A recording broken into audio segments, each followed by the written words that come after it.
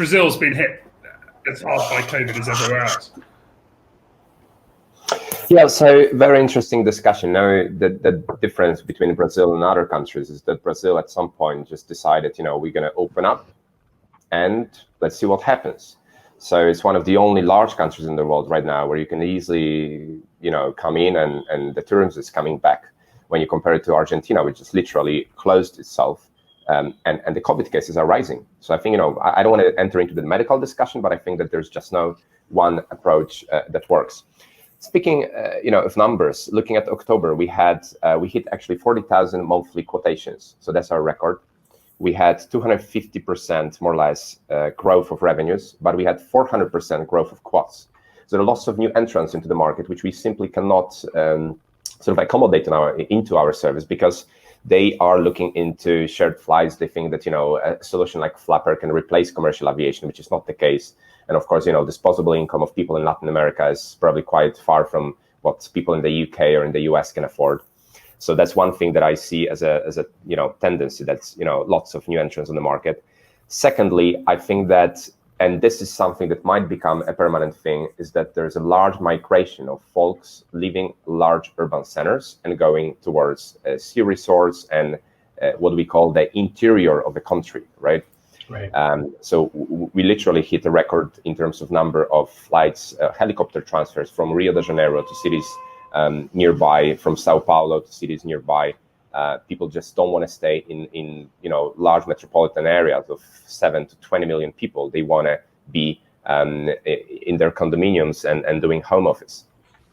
So all of it has really sort of reshaped the whole spectrum of private aviation. We are focusing more and more on small items which make it easier for customers to book helicopter flights, making sure that every single route is well defined in terms of flight time, that there's no surprise in terms of pricing.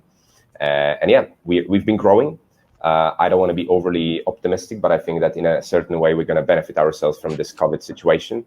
But yeah, of course, in terms of, the team being 100% home office, etc., like the company culture, I think we've been suffering. And I think that, the productivity has decreased. So that's something I'm trying to work on. And I think that, now when we are opening new markets, there's lots of potential and opportunities to change it. So, Paul, one of the things I think would be great is, can we talk about the digitizing business aviation? It's been going on a long time. It's a lot harder than people on the outside of the industry think, isn't it? Absolutely. And I think that there is a misunderstanding of digitization in private aviation sector. It is a very, very complex sphere. We are lucky because we are based in a country where it's a mobile first society. People like Adam, people like Andrew, I guess when you were 7 years old, you had a computer. In Brazil, they did not have a computer. They started their digitization with smartphones. So that helped us create what I would call probably the second best private aviation app right now in the world. But behind it, there are lots of features which the end customer can't really see.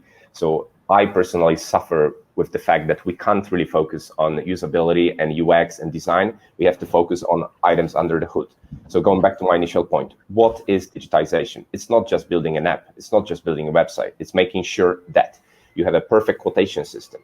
So in Brazil, people calculate prices on a per kilometer basis. It's crazy. So we have to have a system which considers that one operator calculates on a per hour basis, the other one on a per kilometer basis.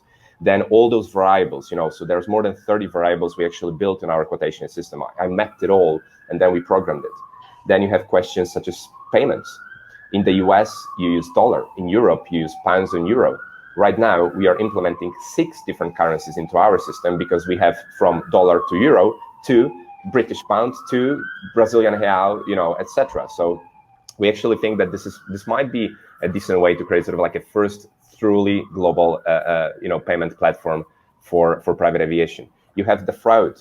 Up to 30% of mobile payments in Brazil are fraudulent unless you have an anti-fraud solution.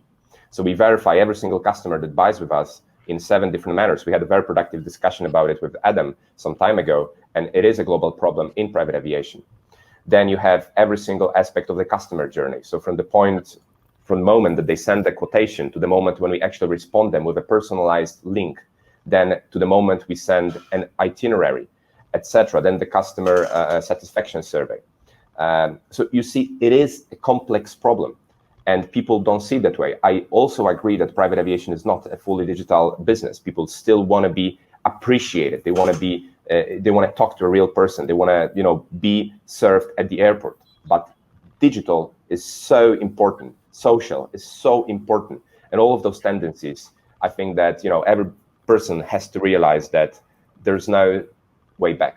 We have to become digital businesses. It's easier for us because we are digital native, but I can imagine it's very difficult for many large operators, which in a country like Brazil, where you have 140 of those, we see it firsthand.